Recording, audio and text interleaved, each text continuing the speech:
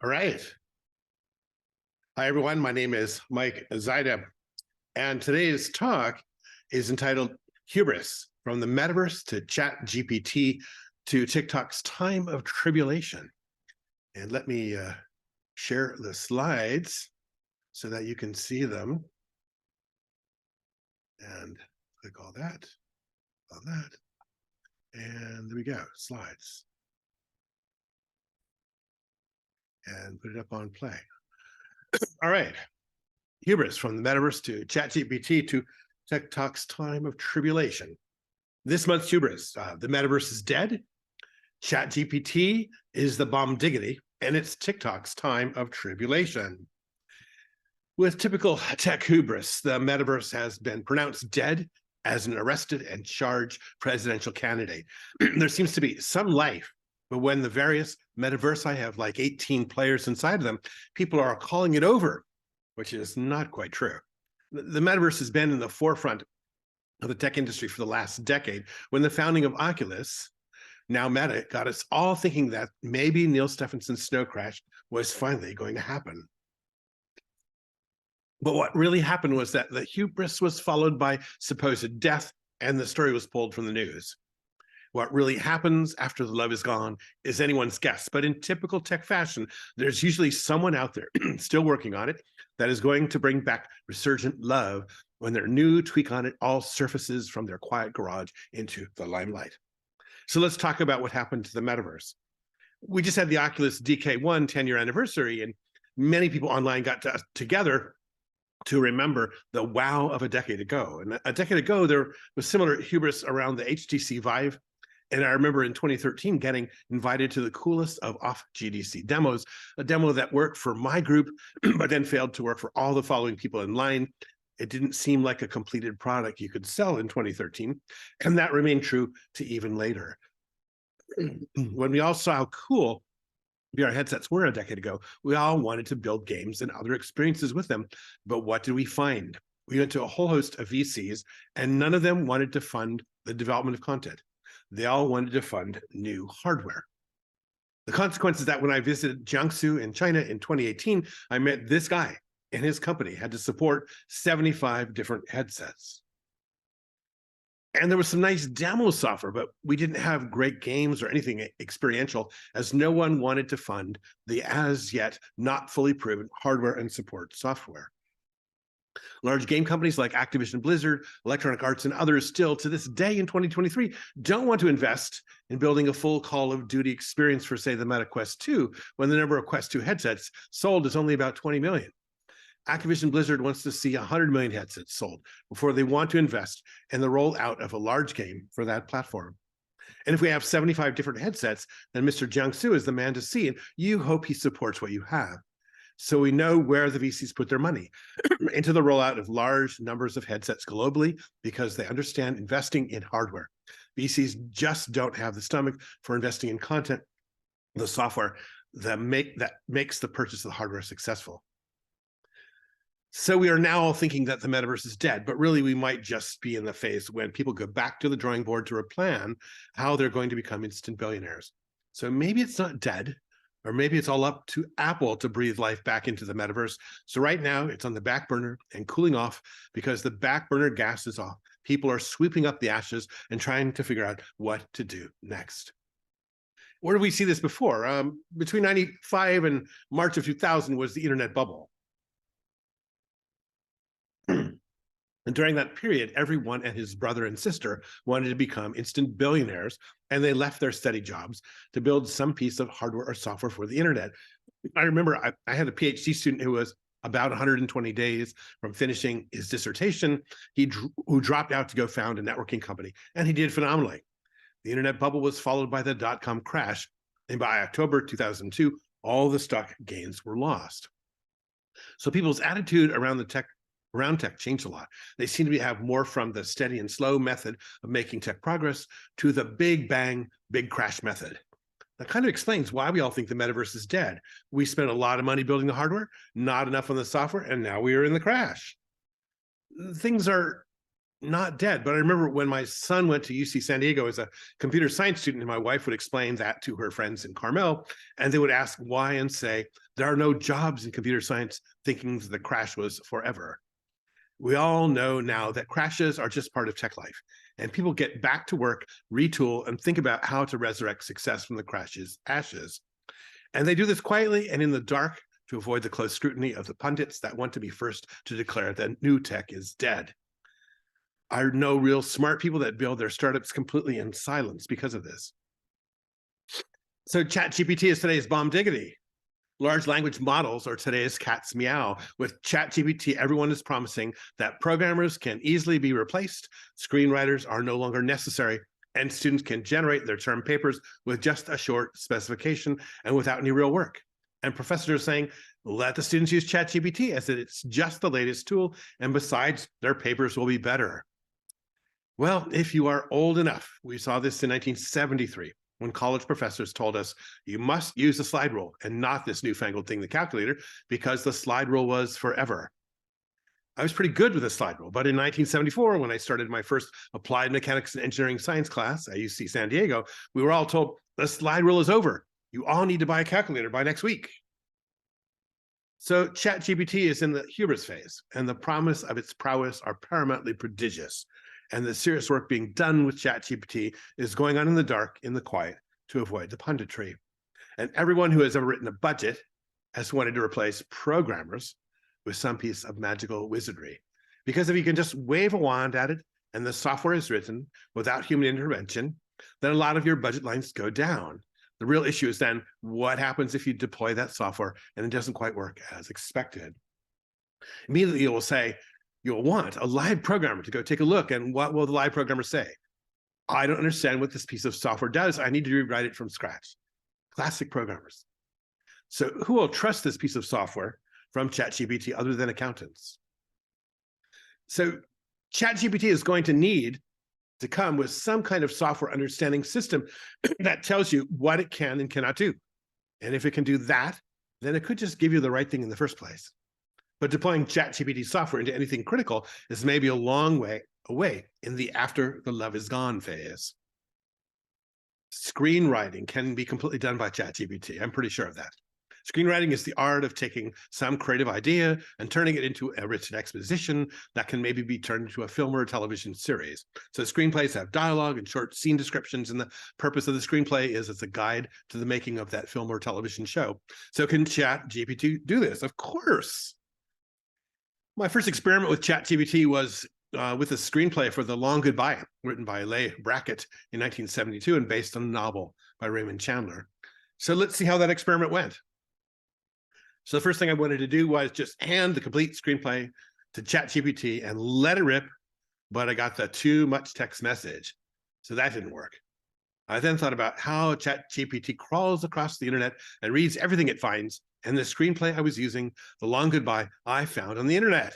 So I took page 2 of the screenplay and I gave it to ChatGPT. I figured it probably already read this rest of the screenplay in its crawl. I received the following.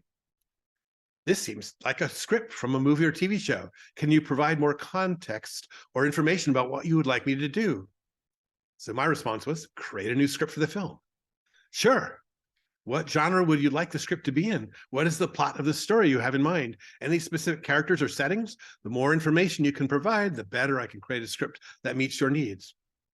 So my answer was noir, like Raymond Chandler's The Long Goodbye. Great choice. Here's a script for a noir film in the vein of Raymond Chandler's The Long Goodbye. And it gave me a script. It didn't give me much of a script. It gave me 2 pages of script, and here it is. You know, it starts out, fade in, exterior, Los Angeles, night. The city glows with an orange haze. A lone car drives down the empty street and pulls up outside a dimly lit bar. Interior bar, night. Philip Marlowe, a private detective, sits at the bar. He nurses a glass of whiskey and watches the woman. A woman walks in. She's beautiful and has a troubled look in her face. Woman, are you Philip Marlowe? Marlowe, I am. Woman, I need your help. My husband is missing. Marlowe, when did you last see him? 2 days ago. He was supposed to come home, but he never did. Cut to exterior, abandoned warehouse, day. Marlowe pulls up outside an abandoned warehouse. He gets out of the car and walks inside. Interior, abandoned. warehouse day. Marlowe walks through the warehouse. He hears a noise and pulls out his gun. Marlowe? John Porter, is that you? There's no answer. Marlowe walks further into the warehouse. He sees a figure in the shadows. Marlowe, come out where I can see you. The figure steps into the light. It's a woman, the same blonde from the bar. The woman you shouldn't have. All right. So it's kind of a plausible script, right? It's just 2 pages. Not yet. Can it do a complete screenplay? No. So with a little bit of guided help from me, ChatGPT gave me part of a new screenplay, but it clearly needs some more guidance from me. I didn't give it a plot. I didn't give it any locations or any additional characters.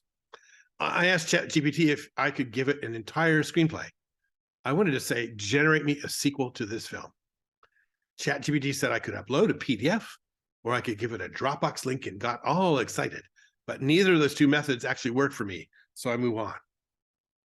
We are in the hubris phase of ChatGPT. Clearly, ChatGPT has some capabilities and they're going to grow over time. And this is the hubris phase. And hopefully we can drop into the post-hubris phase so the scientists can get some actual work done. All right, let's move on. TikTok's time of tribulation. Whenever the US Congress and presidential level politicians realize that they are not doing anything of value for the American people, they look for an easy target we can all rally around. Even the US Department of Defense is looking for an easy target they can point at to stop the public from paying attention to such recent failures as the disorganized pullout from Afghanistan. Consequently, it's TikTok's time of tribulation. Now, TikTok is a social media platform where the young post short videos of whatever they want without parental discretion, videos that will live forever in infamy. And the bonus for the politicians in DoD is that ByteDance, the owner of TikTok, is a Chinese company. So what's all the hubbub? For those of us that worked inside the Department of Defense at the end of the Cold War, say 1989, we all know that without the Soviet Union as our mortal Cold War nemesis, that the DoD has been pointing the finger towards China since then, even though China had only about 5 warships in 1989 and manufactured all our computers. So what's all the hubbub? Well, the US government is saying that it's worried China could use its national security laws to access a significant amount of personal information that TikTok, like most social media applications, collects from its US users.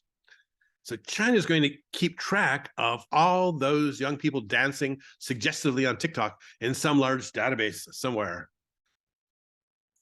It's easy to make a statement that TikTok has user data that might be shared with the Chinese government. To actually prove it and say why that might be of concern is quite another thing. Additionally, the large user audience of TikTok and the massive amount of data collected makes the prospect of going through all that data to determine meaningful information about the user a daunting task and a very large computational effort. And once we go down that road, we then will have calls for the blocking of other Chinese apps, such as WeChat, that have a more pervasive Chinese government monitoring. Perhaps a trans-global cold data war is the inevitable outcome if we do. So we can go down this road making faux arguments that we are protecting personal privacy. But Scott McNealy said it best in January of 1999. You have zero privacy anyway. Get over it. This proclamation was attributed to Sun Microsystems CEO Scott McNealy, who reportedly told a group of reporters and analysts that this in an interview. And Scott was right, and this applies forward as well. And now we have the TikTok time of tribulation, and we're all worrying about personal privacy in the metaverse too. So I wanted to start with Scott McNealy's quote, as his comment was made at the height of the internet boom. And the internet boom started about 1994, and by January 99, it was quite clear that personal privacy was really gone, as no one had thought to architect it in from the first posted web page forward. Since we are at the start of building the metaverse, maybe we can build in some support for personal privacy other than unread EULAs. I started by presenting an illustration of the way I see personal privacy. In this illustration, we have a personal client, upper level, and down below examples of personal clients, phones and tablets, laptop and desktops, local backup drive, cloud service backup, and a network out to the various metaversi. And I colored things in red where the things can be leaks or holes with respect to personal privacy. And one hole is data not encrypted. And if that is the case, someone else will harvest it and you are out there in the wind on the internet. Another hole is when you start pushing your data from your personal client to anything on the internet. Once you're on the internet, it doesn't matter much if your data is encrypted because most encryption is crackable if someone really wants to, and governments can. I call that privacy impossibilities. And the bonus is once you start using data packets in open metaverse standards, it becomes even easier to crack. So I'm sure this is what Scott McNeely had in his mind when he said, you have zero privacy anyway, get over it. Basically, if what you're doing online is worrying you about who might see it, then maybe don't do it online. Okay, very simple. This is a picture I have, and the things that are in red, kind of like potential holes and potential impossibilities. So, you see phone or tablet, it says red line, not encrypted. If your phone is not encrypted and you haven't put a password on it or a key code on it, then somebody finds it, they got your stuff, right? Laptop and desktop, if it's not encrypted. I remember getting the memo from USC's ITS people, Information Technology Services people. They said, if you have a Mac, please turn on the encryption of your hard drive, which now I believe is the default when you buy a Mac. Local backup drive, if it's not encrypted, somebody can grab that backup drive and they've got you. If you have a cloud service backup and it's not encrypted, then you're also in trouble. And I think even Dropbox at one point had some problem where for a very short period, they were unencrypted. When you go out to the metaverse from your personal client, you're at Metaverse I and you're going to go to Metaverse J. All of those packets are on the internet. All of those are crackable if someone wants to bother to do so. There are many layers of concern with respect to privacy on the metaverse. Most of those concerns, again, stem from when we have unencrypted data anywhere in the system or any data that is going out on the internet, encrypted or not. All right, so basically this says you don't have any privacy. When we start integrating sensors into our metaverse devices, say biosensors or eye tracking, we get into the realm of knowing a lot about the individual wearing the sensors. When we start turning that sensor data into human emotion, mental or physical states, then you either trust the system that now knows you intimately, or you disconnect from it and do something else. And we start interacting with others in a network metaverse and passing around our personal state, our emotion, our mental, our physical state, then we are probably really close to the no personal privacy foreseen by McNeely. When we start passing that human state information to AI characters that are going to interact with us on the basis of our personal state, then the cat is out of the bag.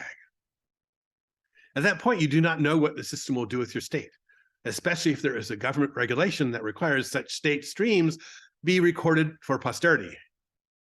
For a clear understanding of what I'm talking about, I suggest reading my previous column entitled Building a Human Intelligent Metaverse. Wrap up. If the US Department of Defense was seriously interested in issues of national defense, it wouldn't bother with TikTok. It would take Discord offline for its hosting of stolen classified documents for months. Discord has been totally left alone, and there are no congressional committees or DoD personnel trying to shut it down.